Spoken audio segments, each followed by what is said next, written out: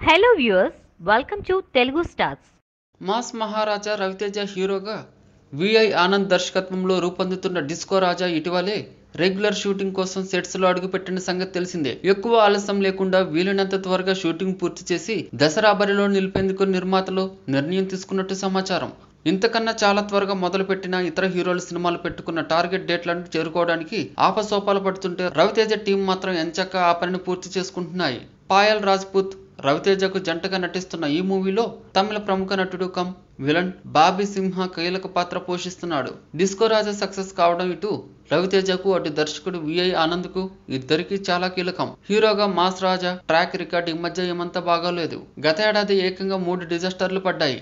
Solid గా ఒక hit కొడితే మార్కెట్ ని తిరిగి నిలబెట్టుకోవచ్చు అనేది రవితేజ ప్లాన్. మరోవైపు విఐ ఆనంద్ గత చిత్రం ఒక్క క్షణం ఆశించిన ఫలితాన్ని అందుకోలేదు. ఆ కారణంగానే అల్లు అర్జున్ తో ఆఫర్ వచ్చినట్టే వచ్చి చేజారిపోయింది. అందుకే మళ్ళీ ప్రూవ్ చేసుకునే లక్ష్యంతో డిస్కో రాజాలో హీరో పాత్ర కథా కథనాలు కొత్తగా రాసుకున్నట్టు టాక్. మొత్తానికి దసరా రేసులో మొదటి బెర్త్ డిస్కో రాజా కన్ఫర్మ్ చేసుకున్నట్టే. ఈ వీడియో మీకు నచ్చినట్లయితే లైక్ చేయండి, మీ అభిప్రాయాన్ని కామెంట్ చేయండి. For more latest movie updates please subscribe Telugu stars.